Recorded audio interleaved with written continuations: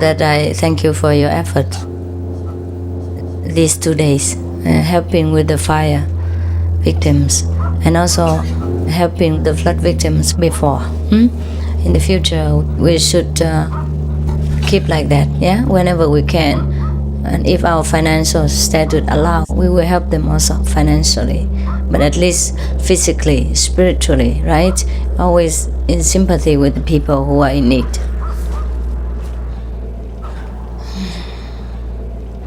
But the problem is not only to put out the fire.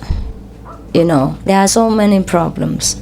For example, cigarette butts that people who smoke on the highway or in the car, and then they just throw the cigarette out, forgetting to put it out before they throw.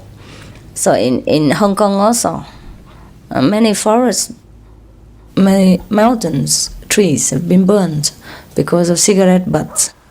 And incidentally, people told me also because of Coca-Cola and a 7-Up or Sprite kind of cans, you know. They're a little bit round bottom, yeah. And it reflects the sun, they told me. And then the heat collects there. And then some dry grasses and then they just burn. I don't know if it's true.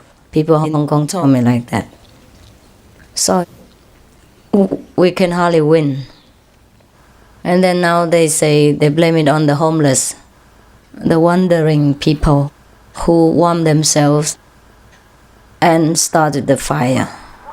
But it could be anything, and it could be our karma.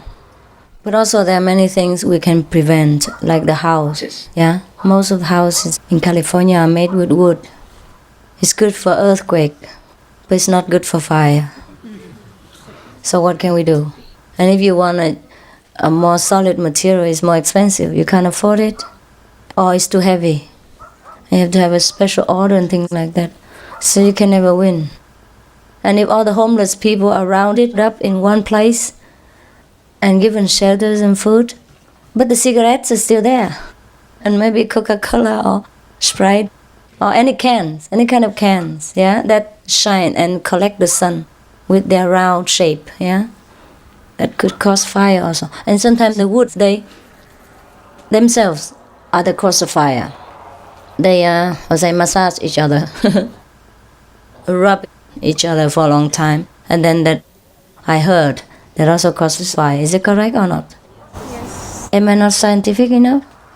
It's truly like that? True. Okay, yes. So we never win, yeah? So the causes of disasters are not only the homeless, yeah? But even the homeful also are responsible. They have home and they have no money and they smoke. And then they throw it somewhere where they don't have to, or they shouldn't throw. Sometimes people forget, you know, they don't do it on purpose. But you know, people in our society nowadays are driving a car with one hand, one cigarette over there, like that. Hey, hello mate, how you going? And then talking on telephone, and then going to the next one. What are you doing? You're driving like crazy. You hit me, you kill me. Get lost. Oh, honey, I'm coming home soon. Yeah, home for dinner. Yeah, it's okay. Yeah, like that. And then sometimes they just pop the cigarette out and they forget. You know what I mean? Like a habit. So we can never be sure how to protect ourselves from this world. So now the most protection we can get is from where? Yeah. From ourselves, from God. That's the most permanent. Because at least we know, right? We know that we have something else besides all this material possession. And then sooner or later, we will return to that where we have everything. We have the whole kingdom.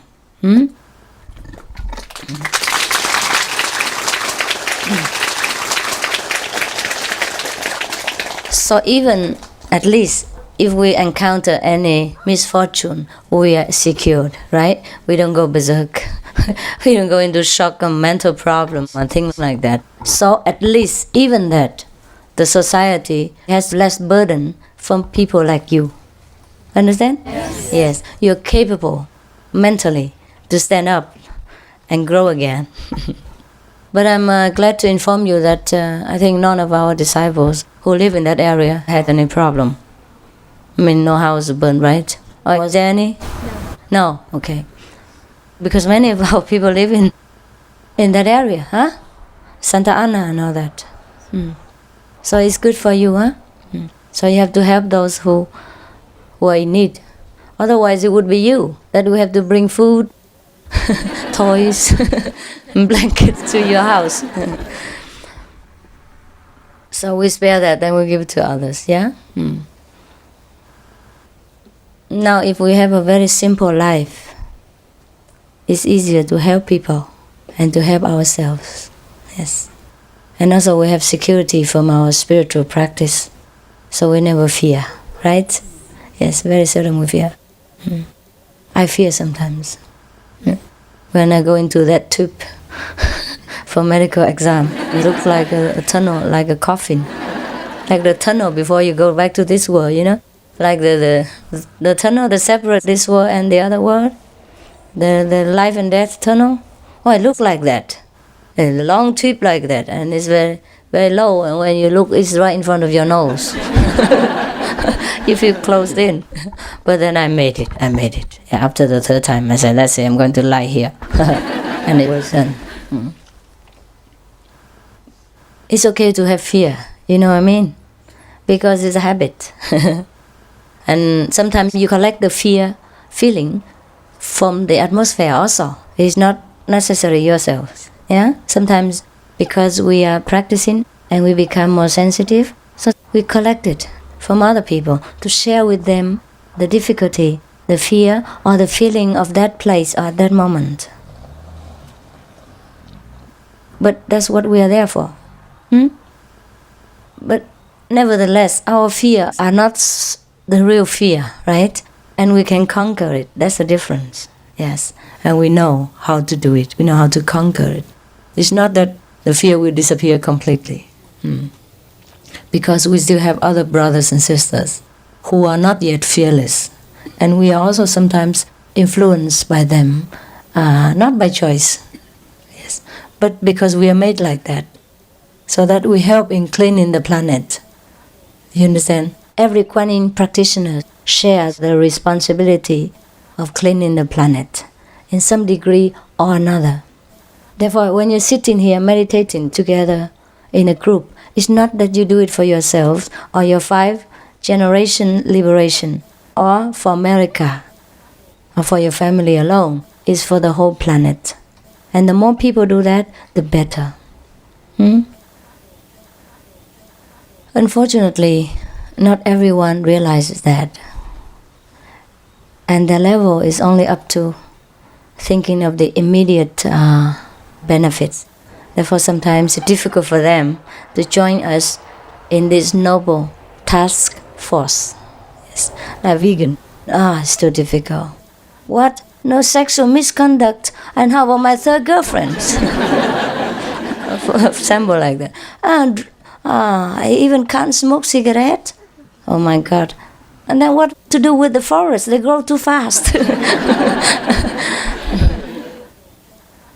And sometimes some people ask me, one of the journalists asked me, are you always helping other people? And you never help Vietnam. You were born in Vietnam. What did you do for Vietnam? All right? Just ask me like that. Well, I said what I did I don't have to report to you. And what I have not done yet, I don't have to tell now. It's too early. Something like that, yes. But after all, you know, I have helped Vietnam. Because Vietnam is one of the countries in the world. I help the world. I don't help any particular country.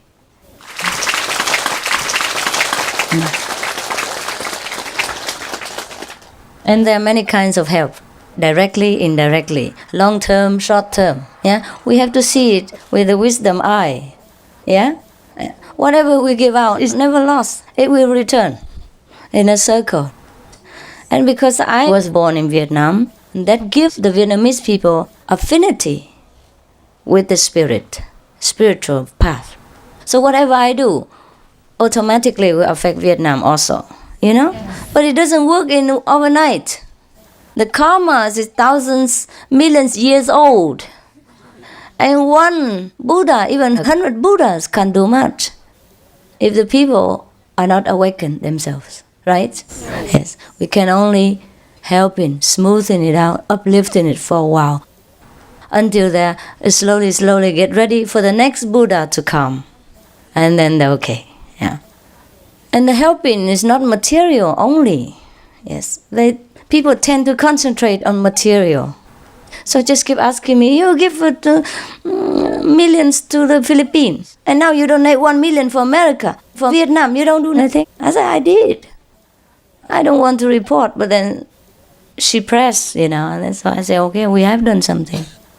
Also materially, yeah? We sent money to Vietnam when they had flood problems.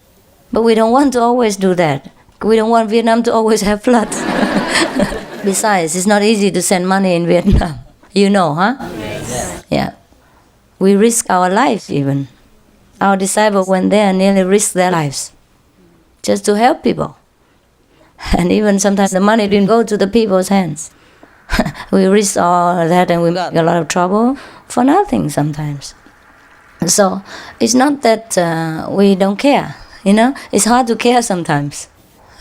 But that's the karma. So we have to be patient and wait until one day the karma is over, and then we can help. We can't force the issue.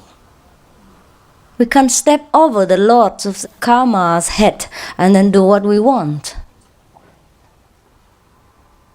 because it's not good for the people. Just like in a family, right? Our big world here is like a family, yeah? And there are some parents who watch over us, like the children. So now, whoever is nice and quiet and good, they will be rewarded, so that they develop more and make a shining example for the other ones to follow. And the children who are naughty, repeatedly naughty, then the parents have to do something like spanking or no ice cream for 1 week, for example, like that. Yes. And then the children will learn to behave better. So now, the Lord of Karma is like our parent, you know what I mean? Who is representing the Almighty, the highest Almighty, to take care of the children here. So he has to do his job. Now, because people don't remember the karma of the past lives, so they sometimes blame God, say, I am doing good this life, I'm not doing anything, and you still burn my house. They forgot just 30 years ago, before they were born, what did they do, or where they have been, something like that. It's very easy to forget what we had done last year, never mind last life, and many lives. So when you practice for enlightenment in the spiritual way, you have to know. We do it with no condition. Even if we follow the Kuan Yin method, we practice the highest way, we still have to accept some minor or sometimes even major problems or disasters that come to us. But luckily, there are fewer than ordinary people who don't practice, right? Yes.